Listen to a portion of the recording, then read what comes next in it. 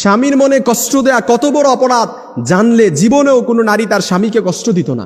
কিয়ামতের ময়দানে একজন নারীকে সর্বপ্রথম প্রশ্ন করা হবে নামাজের ব্যাপারে আর তার স্বামীর ব্যাপারে।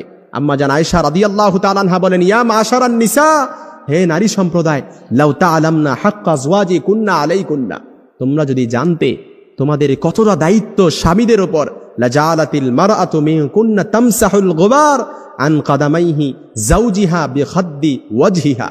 অর্থাৎ স্বামীর উপর যে কতটা দায়িত্ব, তোমরা যদি স্বামীদের গুরুত্ব বুঝতে পারতে তাহলে তোমাদের গাল দিয়ে স্বামীর পায়ের ধুলা মুছে দিতে।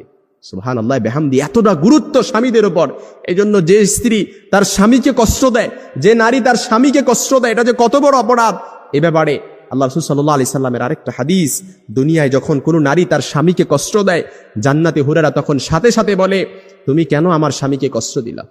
কেন তুমি আমার স্বামীকে কষ্ট দিলা? কাতালা কিল্লা, আল্লাহ তোরে ধ্বংস করুক, আল্লাহ তোরে ধ্বংস করুক। কেন জান্নাতে হুরেরা এমন বলে? কারণ তারা বলে, এই স্বামী যেমন তোমার ঠিক তদ্রূপ এই স্বামী আমাদেরও। কারণ সে দুনিয়া থেকে মৃত্যুবরণ করতে দেরি, জান্নাতে আসতে দেরি, তার জন্য আমাদেরকে অবধারিত করতে আল্লাহ তাআলা দেরি করবে না।